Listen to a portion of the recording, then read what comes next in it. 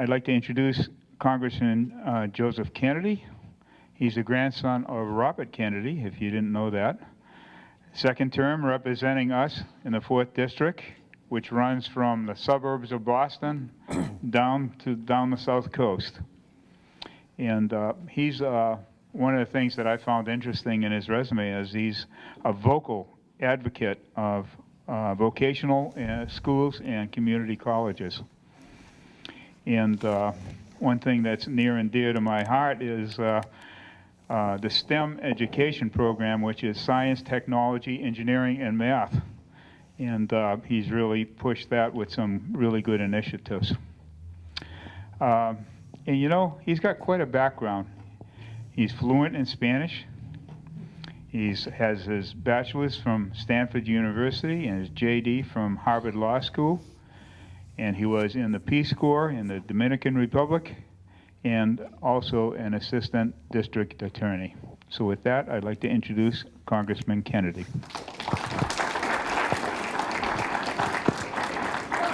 Thank you. Everybody, how we doing? Thank you for asking. I'm doing okay, I think. It's been a wild couple of months for me. My wife and I welcomed our first child, now a 4-month-old daughter. So back at the end of, thank you, Judge, appreciate that. Round of applause, I think, is for her, but and well deserved. Yeah, exactly right. So it has, look, it's been a wild ride. She's sleeping a little bit more, which is great.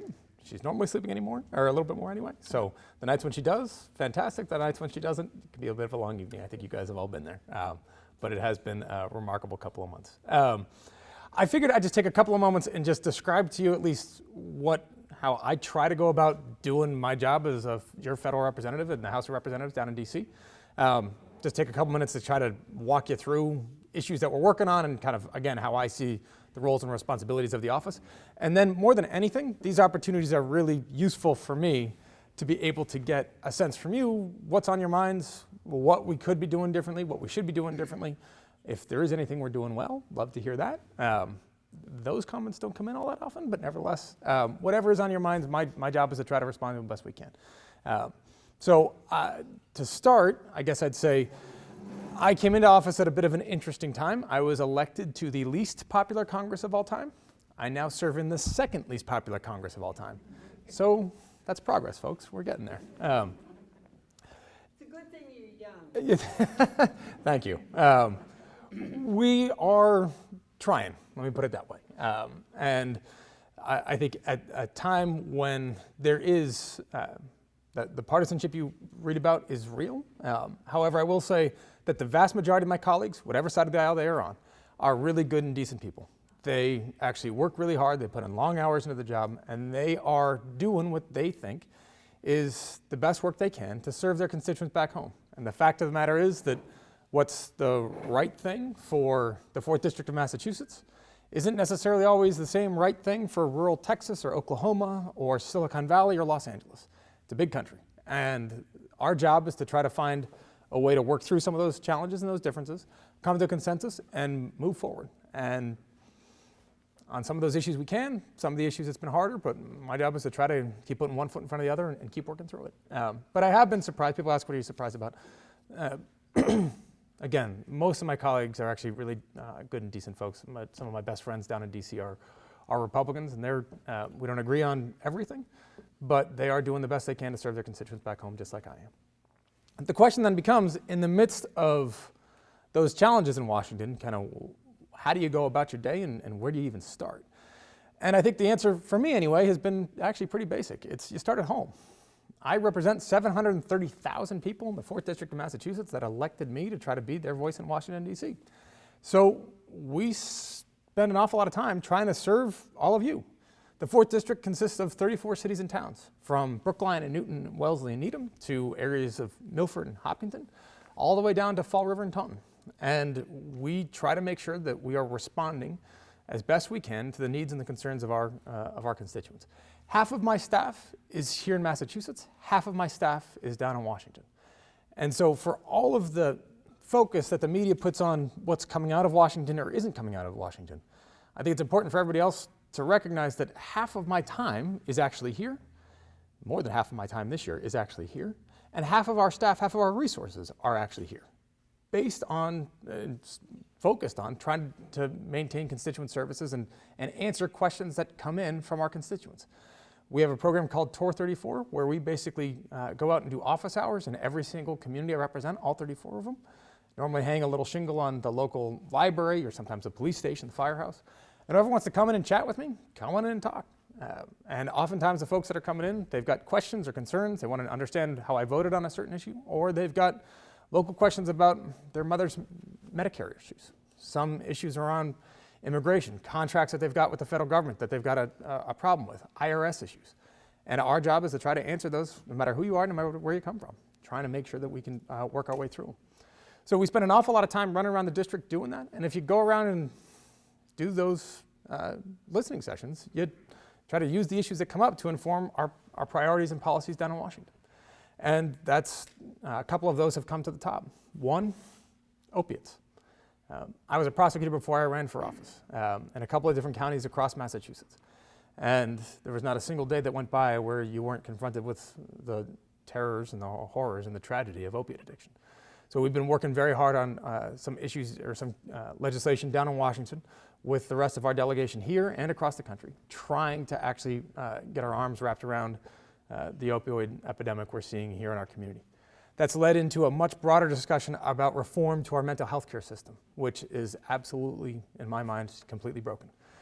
We spent about 2.5 hours earlier today over at Milford Regional Medical Center, sitting down with the executive team there and service providers from across the community here, trying to understand, one, the status of mental health care here in the community, what's going well, what could be doing better, and suggestions about what we are doing well here in the community, here in Massachusetts, and scale those up to some of the challenges we are seeing across our country. Because as challenging as it is to get access to mental health care here in Massachusetts, it's often much worse in other parts of the country, where you just plain can't get it. 55% of the counties across our country, there's not a single practicing psychiatrist, psychologist, or social worker.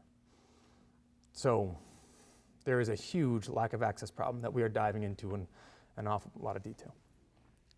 We're also focused a lot on economic development. So trying to make sure our communities, our local small businesses have the tools and resources they need to pick up, hire, access talent, make the investments they need, and can stay competitive and basically continuing to grow.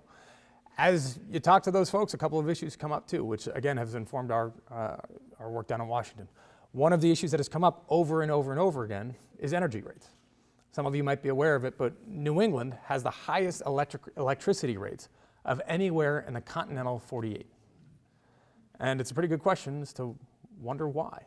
And so we've been doing an awful lot of work trying to make sure that our consumers understand what you're paying for, what you're getting for it, and where we could be doing better.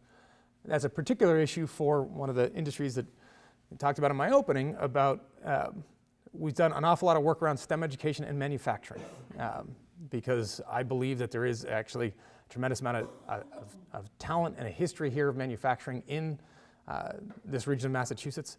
And we're trying to make sure that as some of those jobs come back to the United States, that we're in a position to actually not just gain them, but then lead the way on them. And if you go out across this region and you talk to local manufacturers, one of the biggest drivers to their costs is electric rates. And so we're trying to make sure that we stay competitive on that front. We've been doing a lot of work on STEM education. I'm one of the chairs of the Governor Deval Patrick and now Governor Baker have a STEM council that's focused on science, technology, engineering, and math education that we've been leading the way on as well at the state level. Down in Washington, which is the other half of my time, most of the work focuses through the committee that I serve on, which is the Energy and Commerce Committee. It's a committee of largest jurisdiction, so we deal with the widest number of issues of any committee in Congress.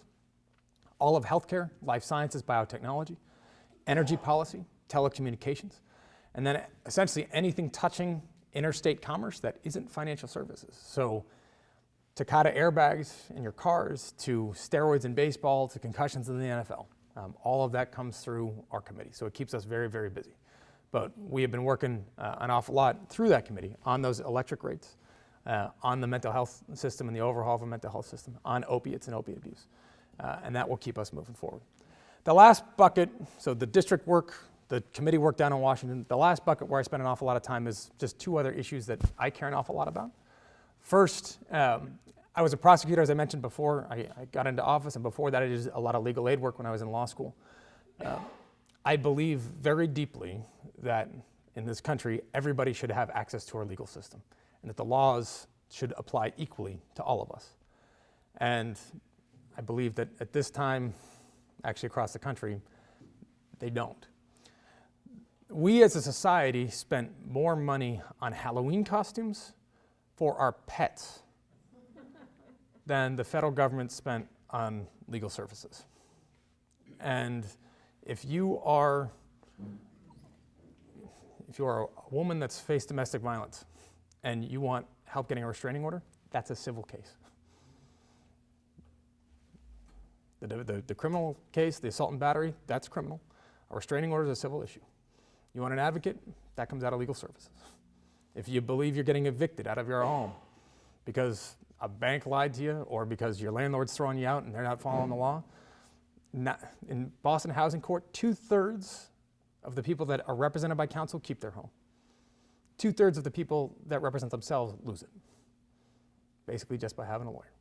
So we've been doing an awful lot of work trying to make sure that the law, in fact, applies equally to everybody. And we've gotten some good support from some actually conservative colleagues that believe the same way. The last piece I'd say is that I've spent a lot of time working on and trying to think through some of the issues we see around the world in our foreign policy. I'm a newer member of Congress, I'm a younger member of Congress. One of the lessons we see today more than ever is what happens overseas doesn't stay overseas. It comes to the United States sooner or later. And trying to make sure we have a coherent foreign policy that actually expresses our values and our interests and spreads them throughout the world with a recognition that we've also asked our military families, our military men and women and their families to bear an extraordinary cost over the past 15 years. We want to make sure that, one, they're taken care of, and two, we use military force wisely and with great care. So that's at least how I go about the day-to-day in my job. As I said, half my time is here, half my time's in DC. 4-month-old baby girl kind of takes care of the rest of that. And you know, I'm grateful for the opportunity to be here with all of you tonight. Look forward to answering any questions I can, but would love your suggestions, advice, words of wisdom. Hopefully, I'm up for re-election again in November. If I'm fortunate enough to earn your vote back, I'd like to be in the 3rd least popular Congress of all time, if not higher. So we keep chipping away on this piece after piece after piece. But very much appreciate the opportunity. Thank you for coming out tonight and look forward to answering your questions.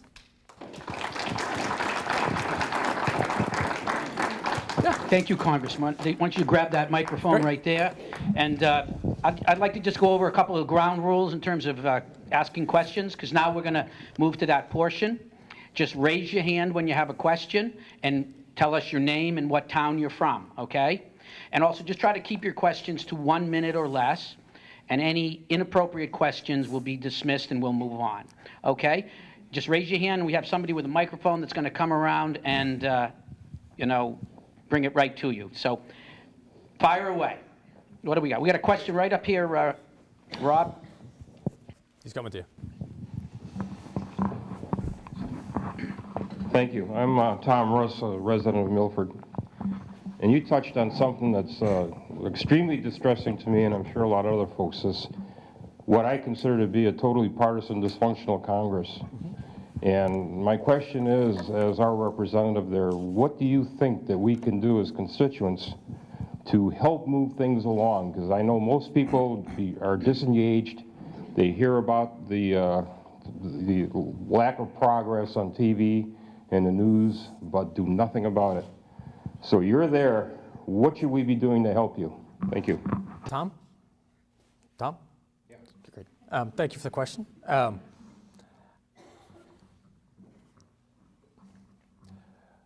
I believe our government is just like almost every other system there is out there. You get out of it what you put into it. How many of you know somebody that did not vote in the last election? I would imagine more of you know somebody that didn't vote in the I don't. I know people that didn't vote in the last election. If you don't vote, if your friends don't vote, if there are people you know that don't vote, how are you possibly going to send the signal to Washington as to what we're supposed to be focusing on, as to what we're supposed to care about? I am supposed to be your voice in Washington. If people aren't, we get thousands of letters a week. We get hundreds of phone calls a week. We spend an awful lot of time trying to craft responses to all of those letters that come in. I spend an awful lot of time, as I said, going out and trying to meet as many people as I can and understand what's on their mind and their concerns. And look, we're not going to agree with it on everything, on every single issue. My wife and I don't agree on every single issue. I've watched more romantic comedies since I've been married and dating my wife than I ever did before. And I shouldn't have said that because it's being taped. So, Watch PBS. sorry, PBS, thank you. That's fine. It's a big country. You're not supposed to agree with everybody on everything. The way we move this country forward is that everybody makes their voice heard.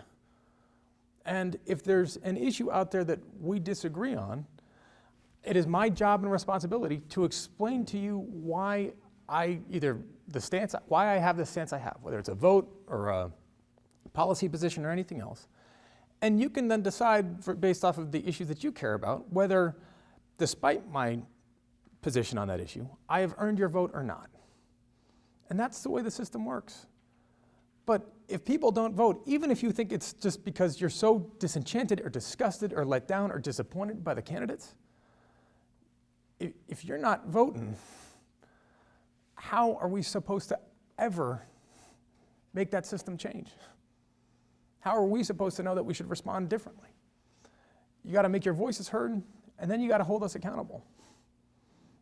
And that last piece is actually pretty critical. So that if you have a particular stance on an issue that's really important to you, you write my office on it. I will write you a response back. It takes a little while. Mail that goes down to DC takes about a month actually to get to us. So we then have to get through those thousands of letters and send you a response back. But you will then have my position. You can then write a letter to the editor about it. You can write a letter you can do an op-ed about it. You can come talk to me at our office hours about it. You can do all of these things to make sure that you can make your opinion known and then understand mine and try to hold me accountable for it. But that needs to happen not just here, but in every other district across the country. And the best way to do that is to make sure people actually go vote. And there's a complex series of reasons why people don't do it. The best thing you can do, and if there's one thing I can ask all of you here this evening, is for this next election, find one person that did not vote before, grab them by the hand, take them to the polls, make sure that they cast a ballot. Thank you, thank you. Okay, other questions? We have a gentleman over here.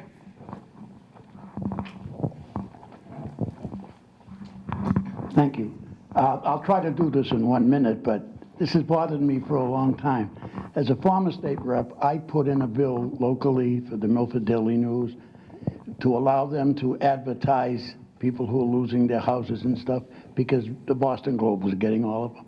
I am sorry that I ever did that because now people have come to me and talked to me about this. And I don't know whether anybody realizes this, but people, especially now that we've had that recession, people lose their jobs, not their fault.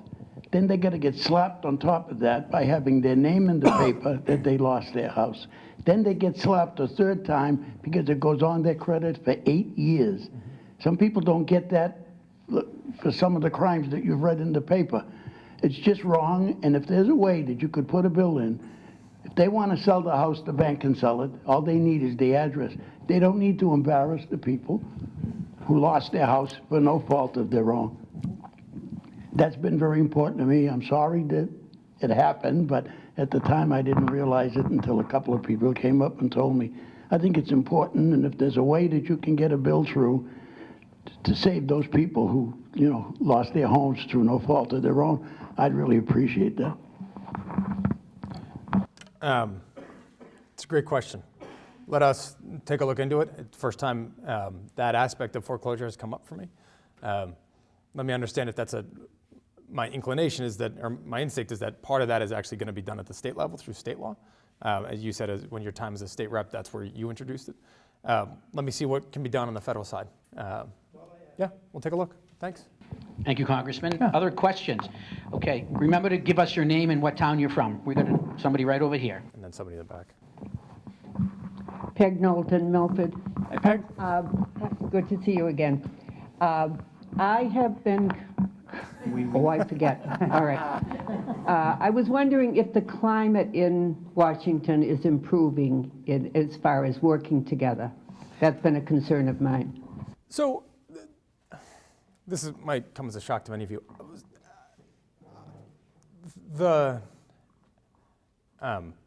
Look, some of my best friends in D.C. are Republicans. We get along great. I have a brother Republican and a son a Republican. We just don't talk politics. And a son Republican. Peg, I'm shocked. Where did I go wrong? Peg, I'm shocked. So, look, I think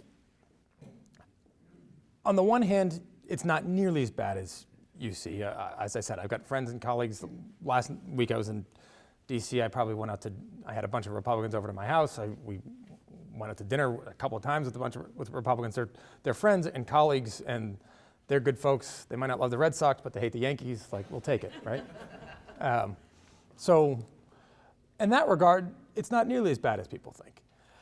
The challenge does come down to some of these bigger issues around policy. And look, on the big stuff, yeah, it's hard. Trying to actually make some improvements to the Affordable Care Act, talking about immigration reform, talking about tax reform, trying to, look, you can see this playing out in the presidential election. Some of the discussion that is coming out on the far right, the discussion that's coming out on the left, it ends up being a pretty polarized discourse. There are, I think, from how I try to address it, Peg, is recognizing that, look, with some of my Republican colleagues, there are things that I believe are, in fact, the right path forward that they cannot support, that they just don't believe in, that they don't think that's the right thing for government to do, it's not the right thing for their district, it's just not the right policy portfolio for the people that they represent. That's fine, that's them doing their job. I don't begrudge them for it. That's, in fact, them being a good member of Congress. The challenge then is for me to say, I don't take that personally. Let me work on, there's a million other things out there that I care about and that they might care about. Let's work on any one of them. And yeah, on the big stuff, we're going to disagree. It doesn't mean they're bad people. I finally agreed with Boehner on something. I thought it would never happen, and sure enough, this week. So, you know.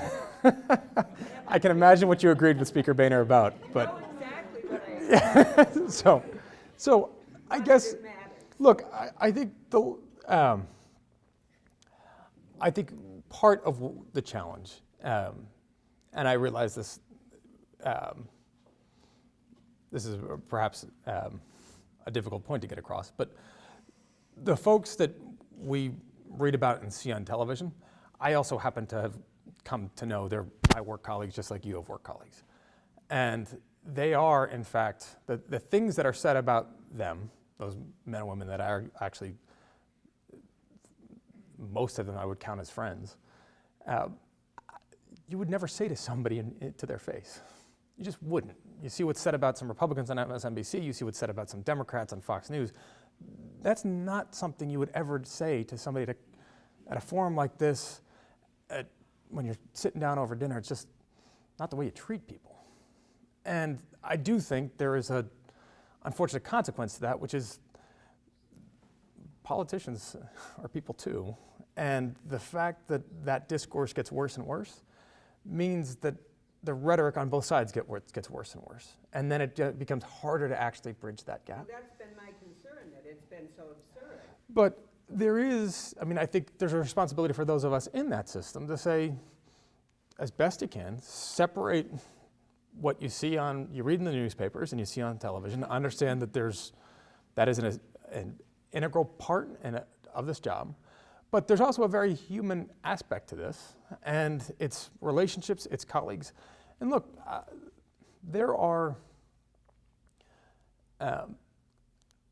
I've formed friendships with members of Congress there that are some very conservative senior Republicans. We disagree on almost everything. You find the one thing. That is my job, is to find the one thing. and work on that and not worry about the 99 things we fight about. We fight about them, fine. Find the one thing.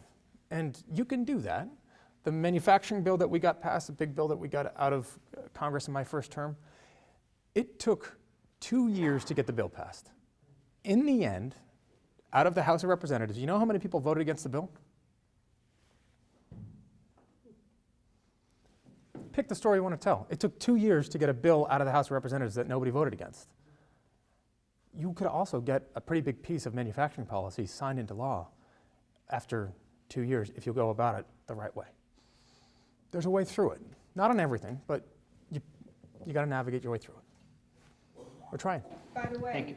you said you wanted to hear if you're doing a good job. You haven't heard from me, basically, so you know. It's the best compliment you can get. Peggy, that's 3 questions. It's all right. That's all He right. said he wanted to hear it. I wasn't. Fair listening. enough. I Fair thought enough. he was doing a good job. Thanks, Peg. All right. Thank you, Peg. Other questions? We got one right over You here. got one in the back there.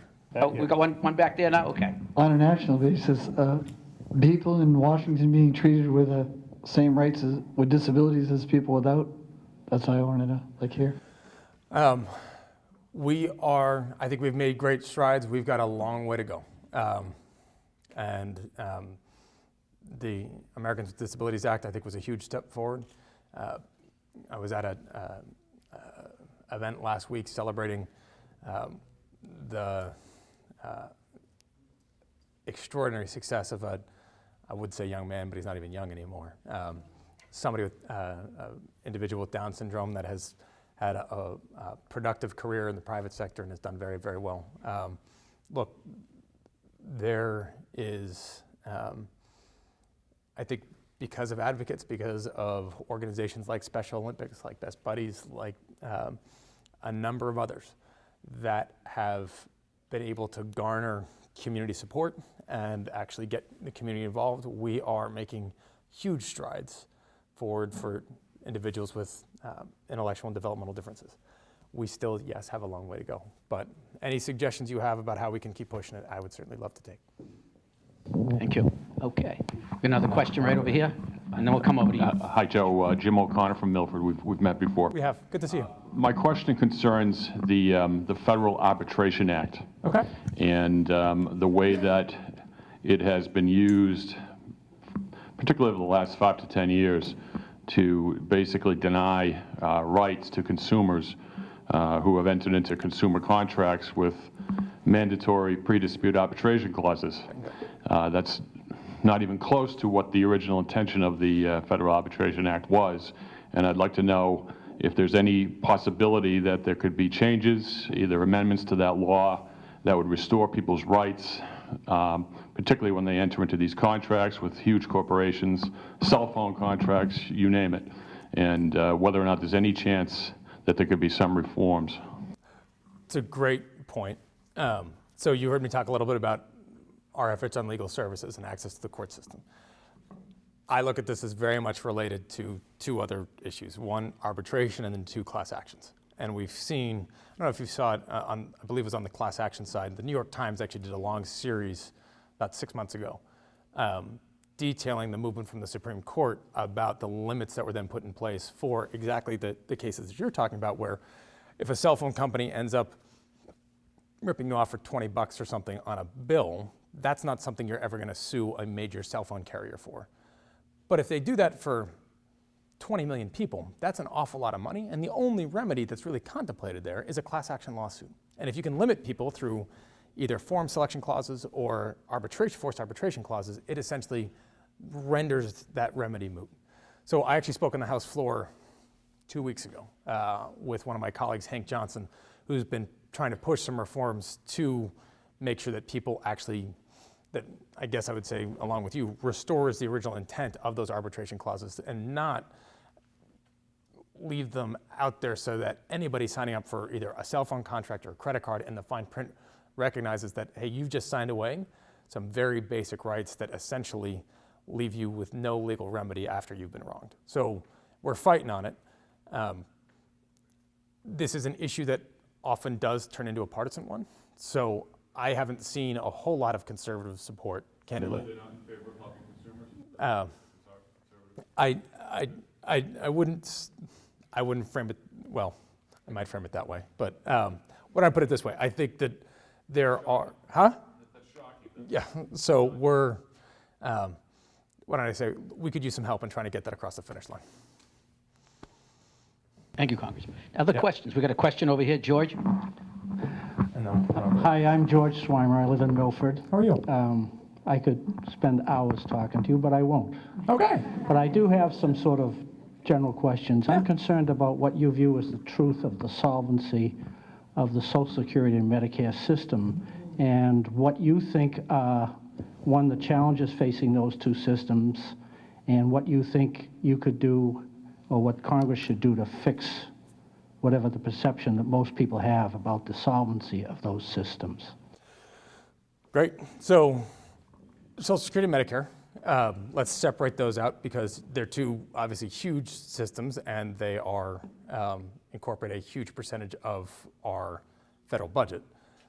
The financing around Medicare is actually healthcare costs and healthcare financing is about as complex a system as you get.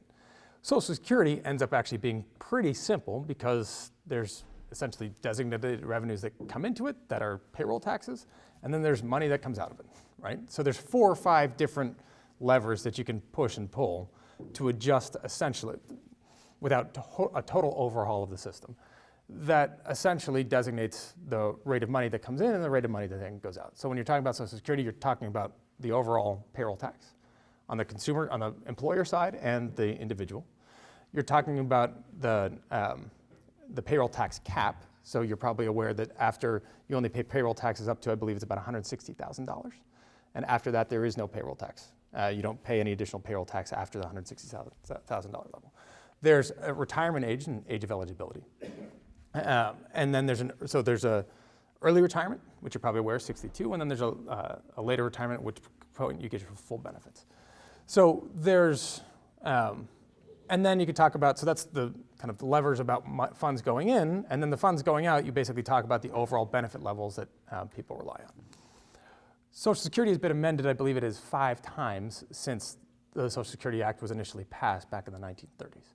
And I think, from my perspective, this is something that, one, the best thing you can do to increase the solvency of that fund is actually have a more robust economy where people are actually working and getting more people actually hired and paying payroll taxes, right? Which is great. It's a bit of a cop-out answer to you to say, yeah, the way to solve this is just employ more people because we're trying. The second place that I would say, if you're looking for a place to actually increase revenue into that trust fund, would be that payroll tax cap. It was initially designed, as it had, well, in the earlier reforms, to capture about 90% of all income. That number has been capped now for a while and hasn't adjusted up as incomes have adjusted up. And I think you can raise that number, and that captures, I can't remember the exact figure off the top of my head, but that actually extends the life of that payroll, of the trust fund, a good number of years. The issue, though, I would say, and I think this was the one that you're driving at, is that Social Security today is not the same system that it was when it was first enacted back in the 1930s. And it has, in fact, been adjusted periodically over time to adapt to the needs of our society. And I would imagine that at some point we'll do it again. I would say, let's try to do what we can to get those people paying payroll taxes, and then if we're going to look at any sort of adjustments, let's look at that payroll tax cap first. On the Medicare side, the challenges around healthcare financing are about, as I said, a complex a system as there is.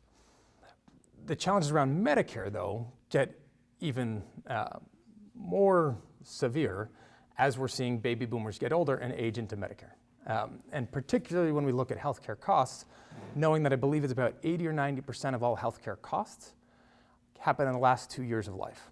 So you're going to see a boost in the healthcare expenditure, one, as baby boomers are eligible for Medicare. And then you see a huge boost as they actually get older in Medicare because they're now utilizing more of that healthcare services as they get older and older and older. So the intent around the Affordable Care Act, or one of them anyway, is to try to get to shift off of a volume-based system, if that makes sense, where you pay for every service that you get or that is prescribed to you is paid for, to something where we actually pay for the quality of care that is delivered rather than the number of procedures that are prescribed. And trying to actually make that shift to say, look, for you, if I sprain my ankle, I probably don't need an x-ray, an MRI, the top doctor at the local hospital come check you out. A local nurse can probably take a look at you and say, you know what, you're fine, stop whining, use an ace bandage and an ice bucket and you'll be fine, right? And that'll cost me an awful lot less money, and the system an awful lot less money, than running off to one of our expensive academic medical centers and seeing the top doctor. Another piece that I would add into this, which is a big part of, well, let me say two things. Our overall healthcare expenditure, what our country spends on healthcare, is about $3 trillion a year. $3 trillion, not just federal government, that's the whole system. 1/3, $1 trillion a year, is costs that are spent, that does not get you a better outcome. Essentially, inefficiencies, waste, just money that is spent in a system that doesn't actually get you anything better. We have to shrink those inefficiencies out of that system. And there's a lot of good ways to do that. The Affordable Care Act's trying to do some of that with these new payment models. We can do, I think, a fair amount more, again, in our mental health system, when you've got folks that end up utilizing emergency room visits because there's no other place to treat people that are suffering from mental illness. And the third part that is a game changer for healthcare financing, cure Alzheimer's. Try to find diseases or cures for chronic disease. Because particularly, again, as baby boomers age, the figures around Alzheimer's care alone is in the hundreds of billions of dollars. And if we can actually make the investment now to find a cure later, you're going to save this country literally trillions. Does that make sense? I see your vision of Social Security is it can be fixed with a rather small number of sort of tweaks. But I sense a certain amount of frustration in the complexity of the medical problem in this country.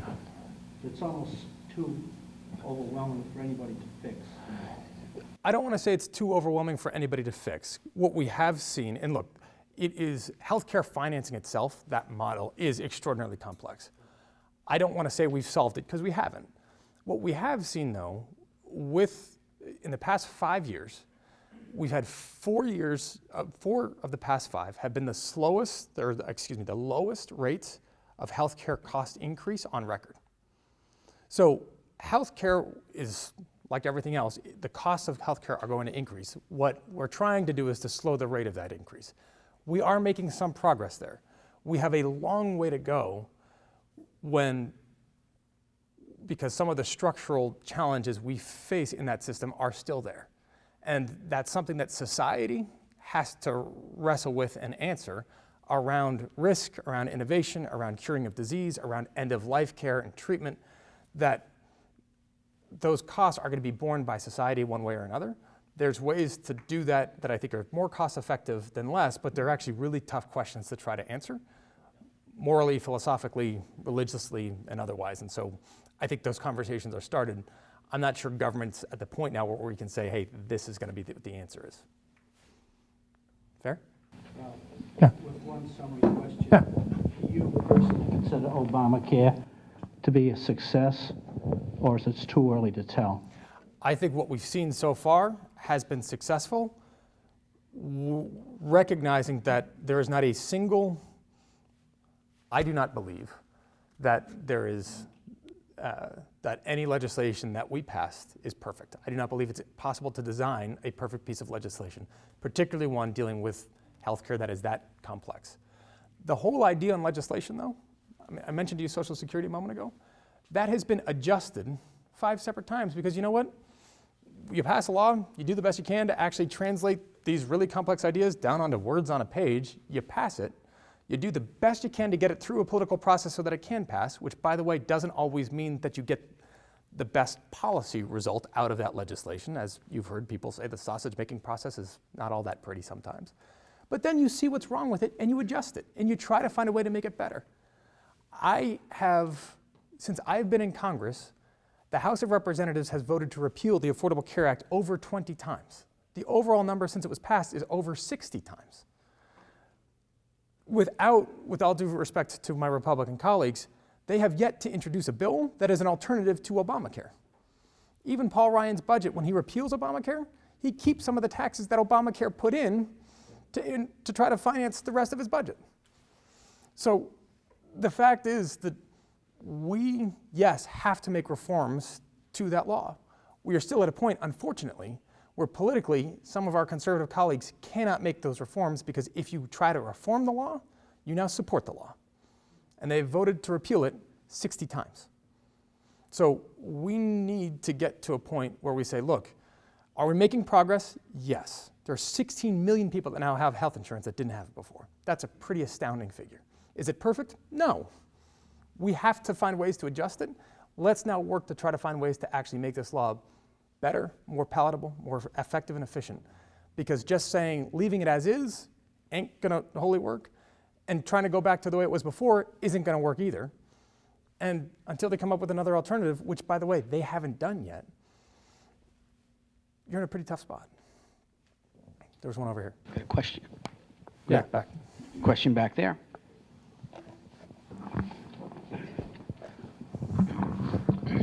Chuck Calagione, representative. We met before How are you? Judge Larkin's house. Good to see you. The best constitutional law teacher I had in law school ever. Thank you very much for coming and sharing with us your views and answering some of our questions. I have a very serious question, one I think that all of us here are interested in. We live in Milford. We have a problem, as does the rest of the country, with immigration situations. I know it's somewhat unfair to ask you what, if any, solutions you see in front of us, but I've made some observations myself over the year, being a former constitutional law teacher myself, and I see reluctancy of the Congress to take action. Big time. Instead, they rely on the courts to make the so-called judge law. I don't know what. And then rail against activist judges. Excuse me? And then rail against activist judges. Yes, that seems to be a common scenario. At this stage of history in government, I don't know what, if anything, can be done to curb the situation insofar as our economy is concerned. I mean, this has a definite bearing on our economy. I see as a prosecutor now in Central District Court of Worcester, I see that there's an immense amount of people coming to us requiring interpreters, lawyers, what have you, and they plug into a lot of different systems, ancillary support systems that we offer in our country. I'm not blaming these people from coming from other countries to our land to better themselves and their families. What I do have a problem with is that it's been almost 16 years since 9/11. And I thought seriously that our immigration procedures would be tightened up considerably more than what they are today. I don't know what the answer is. So I think, if I can, appreciate the question, and an important one for Milford, an important one for our country. Let me say a couple of things. First, you'll probably remember, seeing as you're informed in this issue as you are, that 2 years ago, the U.S. Senate came up with a comprehensive immigration bill that got a veto-proof majority and was supported by almost every major constituency that cares about that issue. You had religious leaders that were on board with it. You had labor that was on board with it, labor groups and labor unions. You had the U.S. Chamber of Commerce, and the U.S. Chamber of Commerce, the largest business lobby in the country, doesn't often see eye to eye with labor unions. And they were both together trying to supporting the legislation. We saw Democrats and Republicans, a broad-based group of both, come together. To get 67 votes in the U.S. Senate is not an easy feat to do on whether the sky is blue and the grass is green, let alone a major overhaul to one of the most complex systems we have in our country. I believe our immigration law is second in length only to the tax code in complexity. So it is a massive, massive problem. I would say two things. One, I would agree with you. I said a little bit earlier about our mental health system. Our mental health system is broken. Our immigration system is broken. And you see the results of it every day in courtrooms locally where the federal government won't act on it And you basically push those responsibilities down to local law enforcement officials and local court systems to try to wrap their arms around it. The basic tenets of this, in my opinion, are actually pretty clear, and they are outlined by that Senate version of that bill. It's trying to make sure that you've got essentially a secure border so that we know who's coming and going across, that we here in this country have the obligation and responsibility to, one, I think, yes, immigration makes this country stronger, but it means that we can have some discretion about who we let into our country and on what basis they stay and for how long they stay and how we want to actually do that. As I said, the fact that our system is broken means that if that isn't working where people can come here legally, when they are fleeing violence, destruction, terrible circumstances in their homeland, they will find another way. When I was in our orientation session, after you get elected to Congress, they do a couple things about how to be a congressman. And I asked somebody, one of the immigration experts from the Congressional Research Service, and I said, hey, if I wanted to come to this country and I applied legally to go through the legal channels, how long would it take? You know what the answer was? Well, it depended on the country, but for some countries, longer than I was going to be alive. I was 32. If it's going to take you 60 years to get through an immigration system, that's not a functional immigration system. And that's not just saying, no, you can't come. That's saying, okay, we'll put you in a line and then we'll work you through the system. That's not a functional system. So there was and is, I think, in the US from the Senate side, still the contours of what that broad-based solution looks like. The challenge was, in my opinion, the resistance came from some of the more conservative districts in the House of Representatives, where the Senate, as you know, represents a full state. Various House districts that have been drawn in certain ways to basically be deeper and deeper red for the Republicans and deeper blue in blue states for Democrats. Created that polarization that Peg was talking about a little bit earlier, that makes it harder to actually bridge those gaps and to actually find ways to get people to compromise. And that inability to get some of those more conservative members to even allow for a vote, there were the votes in the House of Representatives to pass that bill. They did count. Their votes were there to pass it. John Boehner wouldn't put it on the floor. And until we find a way to actually get a bill that I think addresses this comprehensively, we're still going to struggle with it, and it leads to an untenable position, particularly for local communities and local law enforcement. Thank you. We've got a question back here, Rob. Peter Scandoni, I live in Milford as well. That all sounds well and good as far as what you're saying, the parties can't come together. But what about the borders? I mean, people, come on down to Milford, tax our hospitals, tax whatever else we have going, people driving without licenses. Why isn't there something being done? I mean, I just don't understand it, if everybody thinks the same about this. Let me be very clear, not everybody thinks the same about this. So, and that was, look, the version of the bill that made it through, thank you, the US Senate, with 67 votes, including some in the little group that kind of was responsible for putting the bill together, equal number, if I recall correctly, gang of 8, 4 Democrats, 4 Republicans. John McCain from a border state, Michael Bennet, Democrat from Colorado, a swing state, Jeff Flake from Arizona as well. There were different, Marco Rubio was part of it, there was different constituencies that were represented that actually came together on a compromise to move that bill forward. They couldn't even there wasn't the ability to even get that to a vote in a committee in the House of Representatives. So when we say everybody agreed on it, I think there was the votes to actually pass it. The process that was put in place to actually get to that point was not allowed to go forward because of the opposition for some members. Now, my point to this is since that legislation failed, the Senate passed it, and again, the House hasn't moved on it at all. 0 piece of meaningful immigration reform since I've been there. The de facto reality of that is that this current system that we have, that I think many of us believe is broken, is allowed to perpetuate. because we can't get any sort of meaningful legislation to move through the Judiciary Committee in the House of Representatives.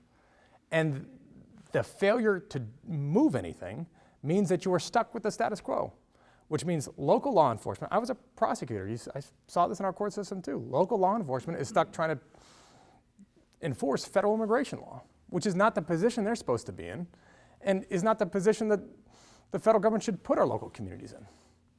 So, look, I believe that we need to reform the system, absolutely 100%. The pressure that needs to be exerted here, in my own opinion, is on colleagues of ours that feel like there is no reason to actually make any adjustment to the system. And they were the ones that essentially allowed that bill, or any meaningful bill, to not get brought up for a vote in the House.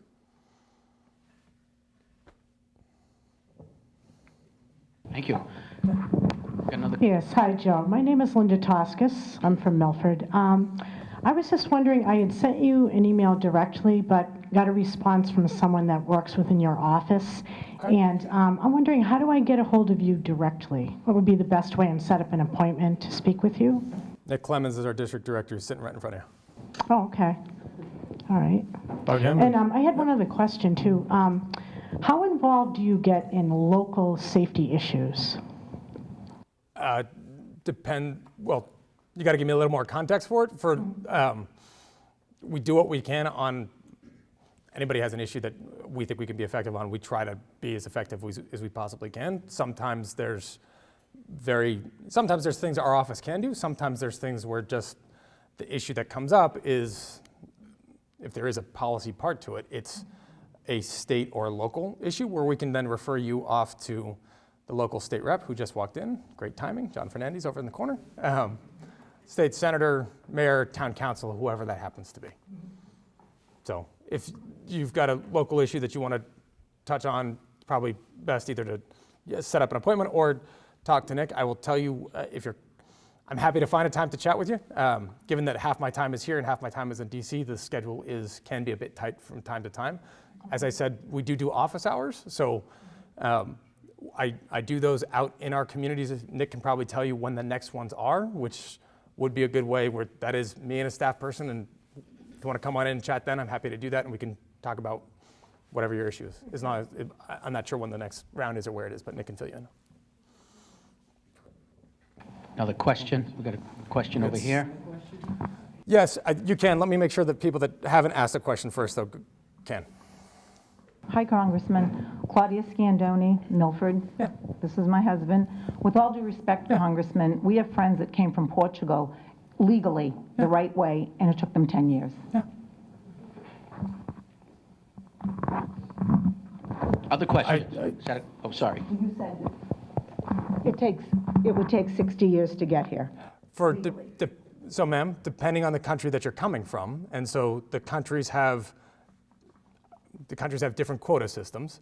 Some countries use all of their quota, some countries do not. Then some countries try to use the quotas that are left over from other countries to fill their quotas. It is an absolute mess of a system in order to actually, and depending on what you're trying to do, if you're gaining citizenship, if you're here on a temporary visa, if you're here on a work permit, depending on the classification and the reason for you coming here, and your nationality and a whole bunch of variety of other factors, depends on how long it's going to take and whether you are going to be granted that the status you seek. So absolutely, ma'am, there are people that come and are nationalized to this country every single year. My point to you is that the system itself is broken, and I think the outlines to an immigration overhaul that you heard from a couple years ago from the U.S. Senate, from the bill that made it through the Senate, which I supported, and there's a House bill that was dropped to it, which was actually more progressive than the Senate bill, but made an investment in securing our borders, and an actual investment in securing our borders, tried to ensure that there was an update to the visa requirements to bring in the type of workers here that members of our high-tech community say that they race to try to get visas, H-1B visas, every single year, and they run out in a matter of days. that tries to make sure that for the 12 million people that are here, that there is in fact a way to give them a path I think for them to earn their way to citizenship. And those are the principles upon that bill that I actually believe are the right principles going forward. I'm also cognizant of the fact that, look, my family, both sides of it, came here to this country in a way that today would be deemed illegal aliens. So, you know, I look at this very personally and say, my mom's family came here off of a boat hundreds of years ago. My dad's family came here off of a boat about 150 years ago. And if the immigration laws were then what they are today, both of them would have been considered illegal.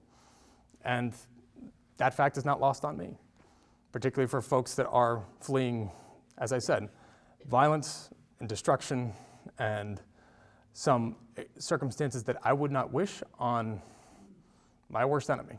And I think the United States has a responsibility to, one, yes, for folks that want to come here to provide for a better life for their families. Yes, we have the opportunity to, yes, not let every single person in that wants to come here. Clearly, a sovereign nation has its ability and, again, responsibility to decide who gets to be called a citizen of that nation. But I do believe that immigration has also been an extraordinary source for strength and growth in our country, and I want to make sure that we get that policy right. And respectfully, I don't believe that the status quo is anywhere near right. Thank you. Thank you. Questions? We have more questions. We got a question right up here. Rob is going to bring the microphone. Yeah, Pam Fields from Milford. Hi, Joe. I don't know if this has anything to do with you, but I'd like to see something done about telemarketers. They call morning, noon, and night. It's terrible. I have to screen my calls now.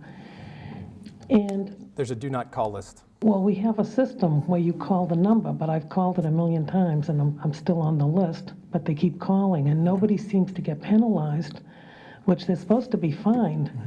I'd like to see a law passed where instead of calling to exclude, to opt out, you only call if you want it and everyone else should be excluded. So we can look at that. What I would say is Senator Warren, as you might remember before she was a U.S. Senator, helped design a new consumer protection agency called the Consumer Financial Protection Bureau. It's worth giving them a call. They do an awful lot of review of consumer-based concerns to make sure that consumers aren't being taken advantage of. I don't know if they have done any work specifically on that one, but CFPB is the acronym, and if you look them up online, they'll give you a phone number. We've referred people to them in the past, and they've actually been pretty effective. The lady that she went to answer the phone, she rushed to answer telemarketer and she broke her hip. She fell and broke her hip. We can also help you if you're being harassed with the FTC. So I'll give you my business card. We can touch base afterwards, and I can get the numbers from you. Other questions? Other questions? You got another one? We got a question right here. Rob, where are you? Oh, you back? You'll be next. Oh, I'm sorry. She's right up here in the front. I didn't see. We got time, yeah. I'm Elaine Nigro from Milford. I was just wondering, what can we do as citizens of Milford and of the United States to help protect ourselves from people, immigrants, who are driving illegally, and they're causing more accidents and people's deaths. I drive, there's only certain places in Milford I will drive because I know where some of these people live, and I know how they drive, and I stay off the roads. So I don't think that is something, as an American citizen, that I should be doing. I think I should be free in driving any place I want to drive and be comfortable in driving that I'll be safe. So I was just wondering what can you tell me that I can do as an American citizen to help with this particular problem? It's a great question, ma'am. And so one part of that is talking to your elected official and urging them to actually move forward on immigration reform. And you're doing that, and I appreciate it. I think, two, it's talking to your local officials here, it's your state rep and law enforcement, letting your concerns be known to them and seeing if there are ways that they can ensure that they are providing the safety and security that you need in order to feel safe in the community. The overall point that you're making about, again, from my perspective, an immigration system that does not function and is not working is if we don't create the structures that allow for people to a clear system that lets people essentially understand what the process and procedures are to come to this country legally and cleans up the mess that we've created, you're just going to incentivize people to continue to come. And that's where securing the border, ensuring a pathway a way for folks that are here to earn their way to citizenship, creating the incentives in place and the visas that are in place in order to attract the high-tech talent that we are all over the world, to continue to grow an economy. I do think that those are the best, the fundamentals to an immigration system going forward. Thank you. Yeah. Questions? We have a question over here, Rob. And then one behind you, too. Okay. Sticking with the immigration theme, I firmly believe that we should help those that can't help themselves. What's happening in Milford, I view, is sort of a disproportionate. Milford is, as I've always said to anybody that would listen to me, Milford has a good heart. It tries to do everything for everybody it possibly can. And as a result, I think Milford is now in a situation where the local community is bearing a disproportionate burden in helping people of all ilks. So I was wondering, do you think the federal government or even state representatives view it as their responsibility to seek whatever funding or financial assistance the town can have or get to help us deal with this problem? It particularly manifests itself in our school budget, and I'm sure it manifests it in the P&L of our hospital. So do you view the federal government and legislation in any way that could help the community deal with this disproportionate share of this immigration burden? So I think I understand your point. There's a bit of a catch-22 in many aspects of federal law, which says that many federal benefits will not be extended to folks that are here without the proper documentation. So when you're asking for federal funds to support that hospital or additional services, there's restrictions on federal funds to prevent that very specific purpose from actually taking place. So we're in a catch-22. And again, I've been in Milford, come to town an awful lot. I agree it is an extraordinarily generous community with a very big heart. And it is a community that has extended an open arms to folks from around the world. We are now also seeing in Milford the challenges that essentially occur when a broken system is allowed to perpetuate over and over and over again. And to the extent that the federal government can actually, I believe, meaningfully change that process, it's by actually comprehensively addressing immigration reform. And again, I've talked about what I believe are the pillars to and the central tenets to that reform. I don't believe that essentially the status quo is sustainable, because I think that it puts it perpetuates a system that, as I said, continues to be broken. Two, it puts a extraordinary burden on local communities. You mentioned school and hospital budgets.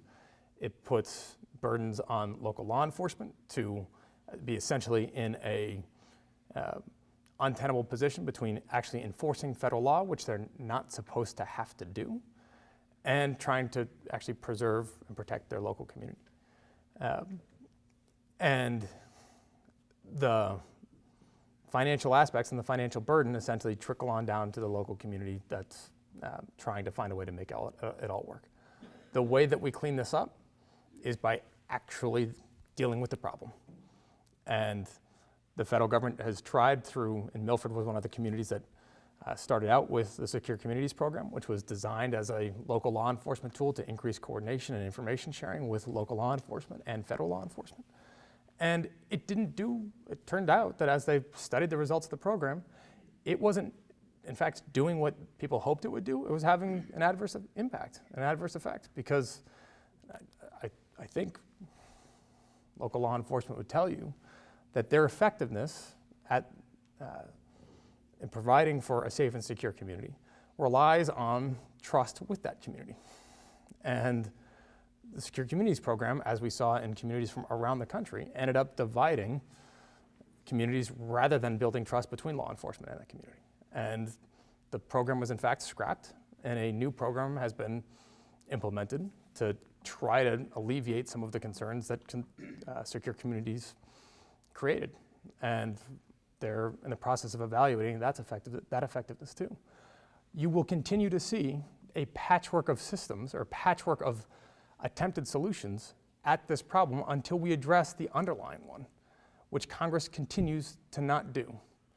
Because in my opinion, there are those of my colleagues that just do not feel that this is a system that needs to be addressed. And I would respectfully but forcefully disagree. We have time for one more question, and fortunately, it'll be coming from Judge Larkin. Joe, I wonder if you could address this issue. There does seem to be, in the country, such intransigence among the legislators and such negativity throughout the country among the average citizen because of the great uncertainties that exist today economically and things of that nature.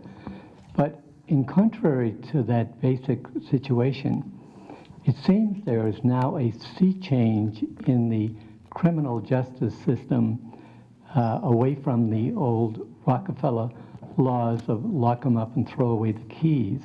There does seem to be now a great leniency coming in all facets of Congress towards seeing if compassion and mercy, come a little bit to the fore. Now you see it in terms of the reforms in the criminal justice system and in other areas, notably now in North Carolina, the recent state law which allowed prisoners to basically vote after they've done their time. Or where in the past, in terms of drug situations, it would be put them in prison. Now it's tried to get some kind of medical relief for them. There just seemed to be an overall softening of the ethos of the country, or the zeitgeist of the country, in terms of a move towards compassion and mercy and lesser sentences in the criminal justice. The bottom line question, do you sense that yourself, and what do you attribute it to in a situation where there is such animosity and intransigence out there? Judge, thank you, and thank you for a thoughtful question. I would, I think I would agree and disagree a bit. I do think there has been a recognition that particularly for drug offenses, that the intent behind federal sentencing, particularly for nonviolent drug offenders, has not had the intended effect that we thought it would in terms of limiting our country's addiction to narcotics. Again, when it comes to, as you well know, when it comes to many of those drugs, particularly, or many of those crimes, particularly in the trafficking of narcotics, many of the lower level cases are handled by local law enforcement. Federal law enforcement tends to handle more organized trafficking and importation of those illicit substances. I think what we have realized is that as long as there is a demand for drugs, whether that's prescription drugs or heroin or cocaine or others, there will be a supply. DEA estimated in testimony before one of the committees that I sat on a year ago that the drug trade between the US and Mexico alone was over $70 billion a year. So if it's that amount of money that is coming into this country, then the idea that you are going to arrest your way out of this problem is just fiction.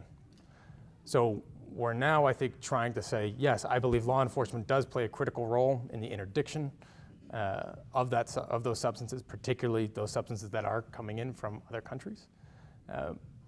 But that the way you actually get in front of this is prevention and treatment.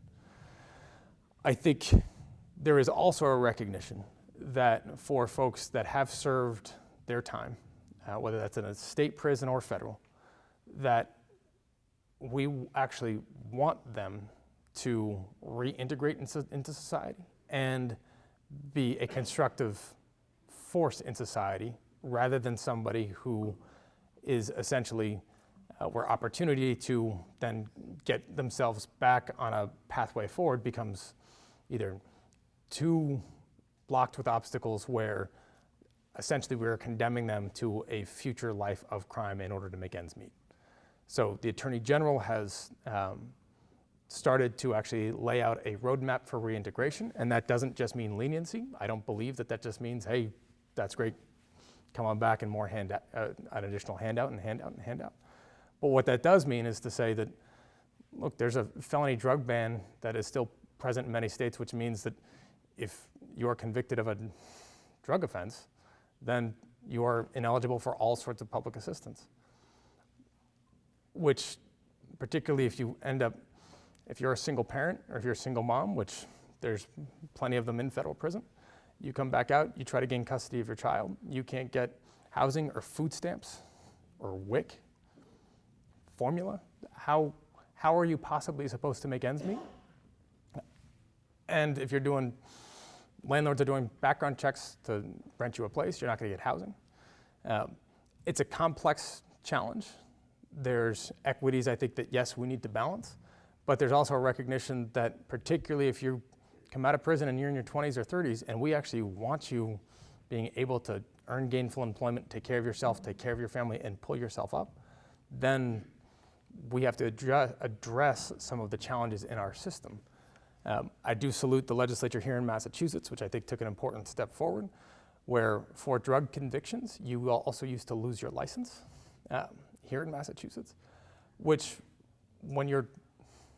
after you come out or your license gets suspended, after you do your time, if you can't get yourself to work, it makes it awfully hard to try to earn a living to then support your family and move forward.